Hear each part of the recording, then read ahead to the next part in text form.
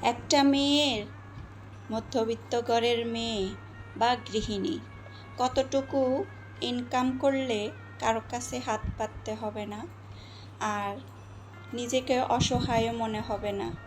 আসসালামু আলাইকুম, কেমন আছো আমার প্রিয় আপু ভাইয়ারা? নতুন দিনে নতুন আরও একটা ভিডিও নিয়ে চলে আসলাম। দেখতে থাকো, দেখতে দেখতে যদি ভালো লাগে লাইক দিয়ে পাশে থাকো। আর নতুন কোনো আপু ভাইয়ারা যদি জয়েন করে থাকো পাশে থেকে যেও একটা লাইক দিয়ে।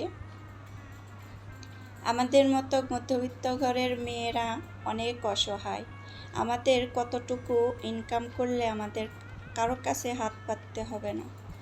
আমাদের যদি কিছুটা লেখাপড়াও থাকে, যদি ভালো একটা অ্যামাউন্ট আমরা পেতে চাই, তাহলে একটু এই যে নর্মাল কেজি স্কুল আছে, তারপরে অনেক ধরনের টিউশনি আছে বাচ্চাদের আর কি। আমরা নর্মালি তো অল্প লেখাপড়া করা গৃহিণী, হয়তো ম্যাট্রিক পাস কলেজ পড়ুয়া এরকম আর কি ছাত্রী ছেলে বা ছেলেরাও তো এরকম টিউশনি করতে পারো, যারা বাসায় বসে থাকো, কাজ নাই, খুঁজেও কাজ বের করতে পারতেছো না, চিন্তা করতেছো যে সংসারে কিভাবে একটু সহযোগিতা করব।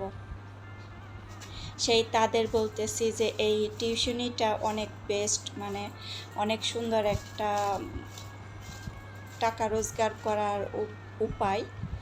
এইভাবে আমরা টাকা রোজগার করে আমরা সংসারকে অনেক উন্নতি করতে পারি, যেটা আমাদের আর কি হাত খরচও চলে যাবে, কিছুটা সংসারের মধ্যেও দিতে পারবো আর কি। অনেক মেয়েরা আছো যারা বাবা মার কাছে হাত পাততে হয়, তার ভাইয়ের কাছে যাইতে হয়, যে হয়তো ভাই ভাবি এরা খুব মাইন্ড করবে বারে বারে টাকা চাইলে। সেইখানে আমরা যদি মেয়েরা একটু যদি চিন্তা ভাবনা করে কাজ করি, যদি কিছু টাকা আমাদের হাতে আসে এইভাবে কাজ করে, তাহলে মন্দ কোথায়?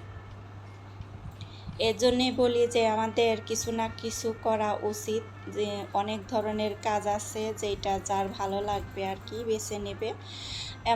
যেমন ধরো আমার বাসারই এক ভাড়াটিয়ার মেয়ে প্রথম তো শুরু করছে সে টিউশনি দিয়ে, টিউশনি করে তারপরে নিজের লেখাপড়ার খরচ, বাবা মাকে যদি কোনো গিফট দেওয়া লাগে তখন সে তার টাকার থেকে গিফট দিত।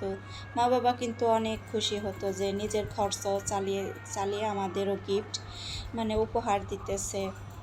এটা কিন্তু একটা মা বাবারও গর্বের বিষয় যে মেয়ে মানুষ হয়েও আমরা কিন্তু মেয়েদের প্রতি অনেক অবহেলা করি, লেখাপড়া তেমন একটা করাতে চাই না। এরকম মধ্যবিত্ত পরিবারের ঘরের মেয়েদের বেলাই হয়। অনেক পরিবারে আছে ছেলেদের একটা ছেলেকেই পড়াতে পারে, আর যদি 2-3টা ছেলে থাকে তাদের একটু কমই পড়াতে পারে। এই তো দেখো কথায় কথায় চলে আসলাম। এইটা আমি ঈদের দিন একদিন পরছিলাম জামাটা, আজকে বের করলাম যে আমি আর রেগুলার পরে ফেলবো আর কি। নতুন নতুন জামা পরতে ভালোই লাগে, তাই না? এখন আর নতুন রয় নাই, এই তো এইভাবে আমি আর কি পুরাতন জামাগুলা বাতিল করে নতুন নতুন জামাগুলা বের করে পরতে হয়। তার জন্যে একটু কম দামা কাপড়ই 2-3 সেট করে কিনে রাখলে 700-800 1000 টাকার মধ্যে 2-3টা 3 পিস এক ঈদে কিনে রাখি। তারপরে সারা বছর আমি এইভাবে পরে থাকি জামা কাপড়। আমি এত বারে বারে তেমন একটা এখন কেনাকাটা করি না, আগে খুব করছি, এখন বুঝে শুনে খরচ করতে হয়। আমি ভালো কিছু করার চেষ্টা করি, যেটা আর কি আমার সামনেও কাজে লাগবে আর কি থাকবে, সেই অনুযায়ী কাজ করতে হবে। এই তো সংসারের কাজগুলা গুছিয়ে নিতেছি। এখন এই যে খাবার টেবিলটাও মোছা দিতে হবে। আমাদের মাসের আমরা গৃহিণীরা মাসের খরচ যেটা আর কি যেভাবে করলে সুবিধা হবে সেটা আমরা একটু হিসাব করে করব। মাসের শুরুতে অল্প টাকা দিয়ে আমরা বাজারগুলা করে নিতে পারবো যেভাবে। এই তো শুকনা বাজারগুলা আমরা মাসের শুরুতে করব, আর যে সাপ্তাহিক খরচটা সেটা আর কি ভাগ ভাগ করে রেখে দিতে হবে। অল্প ইনকাম হলেও এইভাবে যদি বুদ্ধি খাটিয়ে সংসার চালানো যায় তাহলে কোথাও ঠেকতে হবে না। কারো কাছে হাত পাততে হবে না। অনেক আত্মীয় স্বজন আছে, যদিও তাদের কাছে আমরা যাই না, তারপরেও যদিও যাই তাদের কালো মুখটা দেখতে হয়।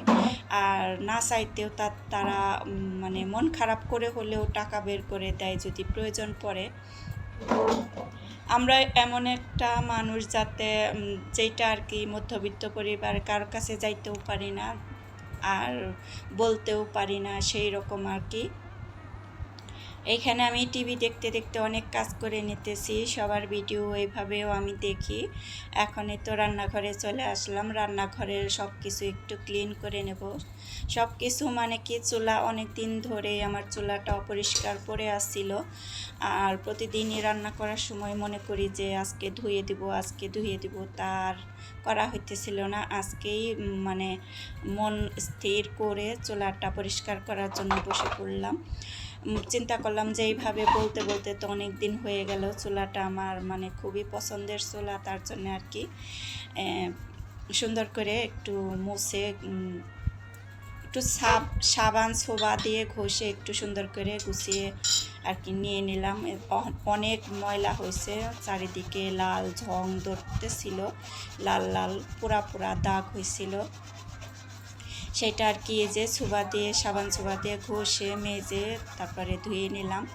আর চুলার যে ওয়ালটা আছে, চুলার পিছনের ওয়ালটা, ওইটাও আর কি ঘষে মেজে পরিষ্কার করে নিলাম। আমরা তো টুকটাক কাজও যে হিসাব করে করব, এক এক দিন এক এক কাজটা করব, যাতে শরীরের উপরে চাপও না পড়ে, আবার কাজগুলাও হয়ে যায় সুন্দরভাবে। অনেক কষ্ট করে কাজ করলে পরের দিন অনেক কষ্ট হয়, এত কষ্ট করে কাজ করাও ভালো না, যাতে আমরা পরের দিন উঠতে না পারি। এই তো আজকে হাত দিয়ে ঘষে চুলাটা পরিষ্কার করলাম। এই তো ঝকঝকা হয়ে গেছে। যে এর চেয়ে কালো ছিল, দেখিয়ে দিতেছি, এর চেয়ে কালো ছিল চুলাটা, এখন তো একটু পরিষ্কার হয়েছে।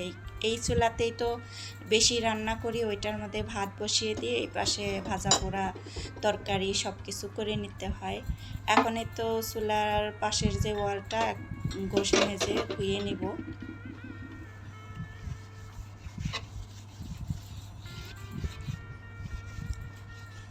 কাজ করতে এক এক সময় কাজ করতে কিন্তু খারাপ লাগে না, মনোযোগ দিয়ে কাজ করা হয়। যখন মনোযোগ আসে তখন মনে হয় যে আমি সব কাজ করে ফেলবো আজকেই।